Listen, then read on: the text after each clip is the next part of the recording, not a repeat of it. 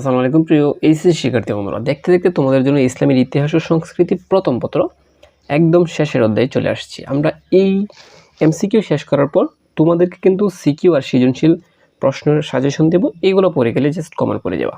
ঠিক আছে, তো কথা না বেরিয়ে আজকে আমরা পঞ্চম অধ্যায়ের আব্বাসী খিলাফত থেকে মোস্ট কমন কিছু এমসিকিউ আজকে অনেক শর্ট করব, অল্প অল্প দিব, যেগুলোর ভিতর থেকে আসবে। দেখো, প্রথমে যেটা ইম্পর্টেন্ট, আব্বাসীয় বংশের প্রতিষ্ঠাতা কে? এটা হচ্ছে আবুল আব্বাস। আশা করি এটা সকলেরই জানা কিন্তু। ঠিক আছে, দেখো, আব্বাসী আন্দোলনের প্রতিষ্ঠার পিছনে কার অবদান সবচেয়ে বেশি? আবু মুসলিমের। তারপরে আমরা একদম পড়ব এটা, আব্বাসী খিলাফত কত খ্রিস্টাব্দে প্রতিষ্ঠিত হয়? 750 খ্রিস্টাব্দে। আবুল আব্বাসের হত্যা আর খুনের একমাত্র উদ্দেশ্য কোনটি ছিল বলতো? উমাইয়া বংশকে একদম ধ্বংস করে দিবে, এটার জন্য। ঠিক আছে, কোন শাসককে আজ সাফাহ বলা হয়? এটাকে আবুল আব্বাসকে কি বলা হয়, কি তার উপাধি, সব কিছু পড়বা। হযরত মুহাম্মদ সাল্লাল্লাহু আলাইহি ওয়াসাল্লাম এর চাচা কে ছিলেন বলছ? আল আব্বাস। এটা মোস্ট ইম্পর্টেন্ট এখানে। তো প্রিয় শিক্ষার্থী বন্ধুরা, তারপর এই যে তিনি মৃত্যুবরণ করছে কত খ্রিস্টাব্দে? 754 খ্রিস্টাব্দে। আমি বলছিলাম তোমাদেরকে আজকে অনেক শর্ট করে দিব যেগুলো তুমি পড়ে যাবা। ঠিক আছে, তো আব্বাসী বংশের এই যে উত্থান ঘটে বা একদম উপরে উঠছে কিসের কারণে, এখানে এই কারণগুলো তোমরা মুখস্থ করবা। দেখো, হাশেমি গোত্র হতে, তারপর হচ্ছে কুরাইশ বংশ হতে আব্বাসী খলিফাগণ ছিলেন। কারা কারা ছিলেন? এটা হচ্ছে লাস্টে দিবে। এটা হচ্ছে দেখো, মুসলিম জাহানের শাসক, মুসলিম জাহানের এই যে আধ্যাত্মিক প্রধান। তারপর দেখো, এগুলো পড়ে নিবা আব্বাসী সম্পর্কে। এই যে দেখো, মোস্ট ইম্পর্টেন্ট এটা পড়বা, আব্বাসী খিলাফত এ কি আছে? 1 আর 3। তার মানে এটা প্রতিষ্ঠিত হয় এত খ্রিস্টাব্দে, 750 খ্রিস্টাব্দে। আর 3 নাম্বার হচ্ছে বাংলা হচ্ছে মানে পতন হচ্ছে 1258। তারপর দেখো, এই যে দেখো, আবু মুসলিমকে হত্যার কারণ কি? এটা তো জানোই, এগুলো সবগুলো হচ্ছে একটা কারণ।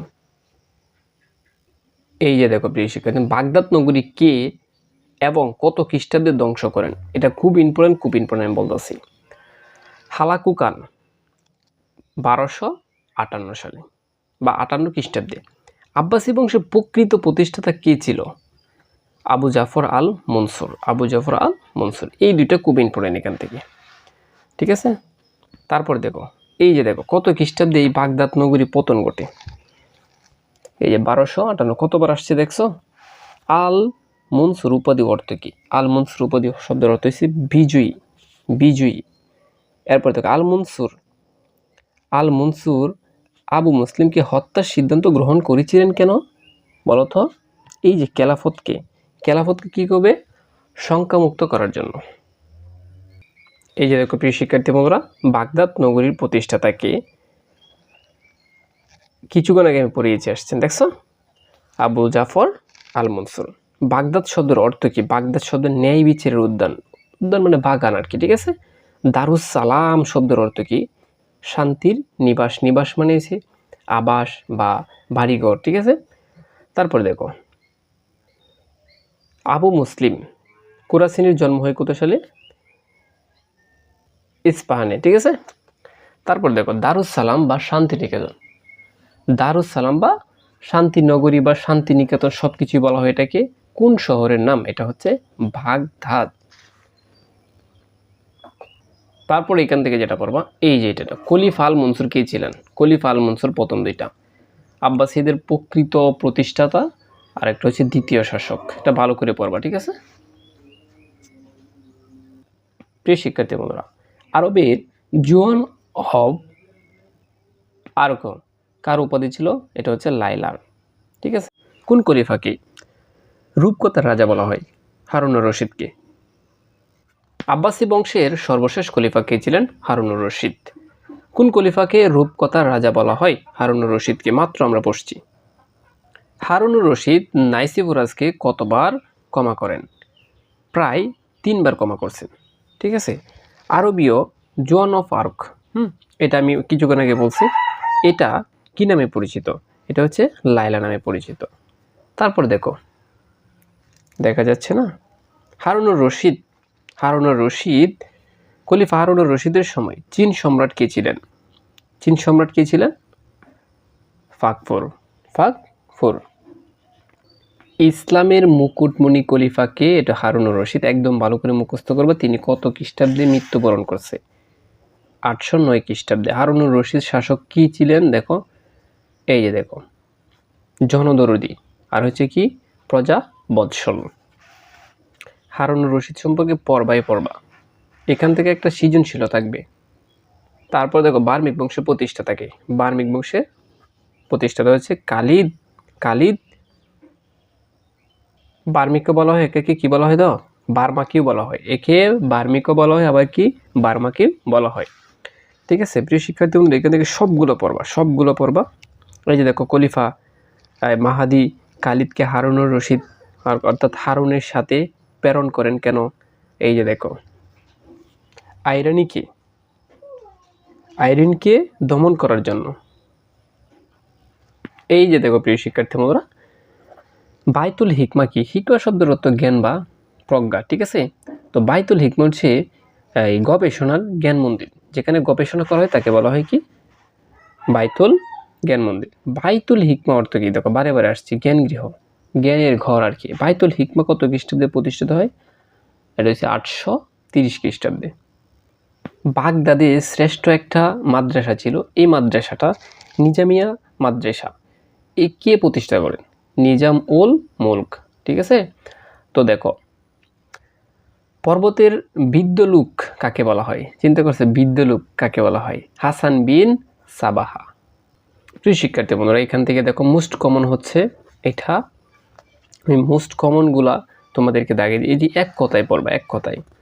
ঠিক আছে, এগুলো এক কথায় তোমরা পড়ে নিবা। এই যে দেখো, সেলজুক বংশের প্রতিষ্ঠাতা কি? এটা একদম সহজ, সেলজুক বংশের প্রতিষ্ঠাতা। তোমাদের প্রত্যেকটা বই কিন্তু এগুলো আছে। জালালি পঞ্জিকা কে প্রবর্তন করেন বা কে প্রতিষ্ঠা করেন? ঠিক আছে, মালিক শাহ। এগুলো পড়বা, আমি যেগুলো দাগিয়ে দিচ্ছি এগুলো পড়বা। ক্রুসেড কি? ক্রুসেডটা কি? ধর্মীয় যুদ্ধ। ক্রুসেডটা কি? ক্রুসেড সংগঠিত হওয়ার কারণ কি? ক্রুসেড সম্পর্কে পড়বা। যীশু খ্রিস্টের জন্ম কোথায় হয়েছিল বলতো? জেরুজালেমে। এই যে যীশু খ্রিস্ট সম্পর্কে পড়বাই। গাজী সালাউদ্দিন কোন বংশের প্রতিষ্ঠা করে? কোন বংশ, কোন রাজবংশটা প্রতিষ্ঠা করছে? এই যে দেখো, আইয়ুবী বংশ। দেখতে দেখতে প্রিয় শিক্ষার্থী বন্ধুরা, আমরা একদম শেষে চলে আসছে। আব্বাসী বংশের পতন হয় এখানে কত খ্রিস্টাব্দে? দেখো, কত খ্রিস্টাব্দে? এই যে বাগদাদ যে নগরী আছেন, এটা ধ্বংস হয়। এটা হচ্ছে, দেখো, এটা বারে বারে আসছি, সালটা মুখস্থ করে ফেলবা একদম। 1258 সালে বা 58 খ্রিস্টাব্দে। এই যে দেখো, বাগদাদ হবে এখানে। বাগদাদ নগরী ধ্বংস করেছে কে? বলতো কে করেছে? Hulagu Khan. সর্বশেষ আব্বাসী খলিফা কে ছিলেন? একদম সর্বশেষ মুস্তাসিম। এটা মুখস্থ করে ফেলবা একদম। ঠিক আছে, তারপর দেখো, আব্বাসী বংশ কত বছরের অধিক কাল খিলাফত মানে কি? শাসন অধিষ্ঠিত হয়েছিল। বলতো এটা কত বছর পর্যন্ত? প্রায় 500 বছরের অধিক কাল, 500 বছরের বেশি। আব্বাসী বংশের সর্বমোট কতজন শাসক ছিলেন? প্রায় 37 জন। ঠিক আছে, আচ্ছা, কত সালে মঙ্গল বাহিনী বাগদাদ আক্রমণ করে? এটা হচ্ছে, এই যে দেখো, এই যে এখানে 1258, এখানেও 1258, এই সালে আক্রমণ করেছেন। আর পতনও ঘটে 1258। তার মানে বাগদাদ ধ্বংস হয়, আক্রমণ করছে এবং পতন হয়েছে 1258। একটা সালে মুখস্থ করবা জাস্ট। প্রিয় শিক্ষার্থী বন্ধুরা, তারপর তোমরা এদিকে একটু পড়ে নেবে যে আব্বাসী যুগের কি কি ছিল, এটা পড়বা। আর আমি একটু দেখাচ্ছি কোনগুলো পড়ে নেবা। আমরা পরবর্তী ভিডিও নিয়ে আসবো তোমাদের জন্য কিসে? জ্ঞানমূলক আর হচ্ছে সৃজনশীল অনুধাবন। ঠিক আছে, একদম শর্টকাট সাজেশন দেবো তোমাদেরকে।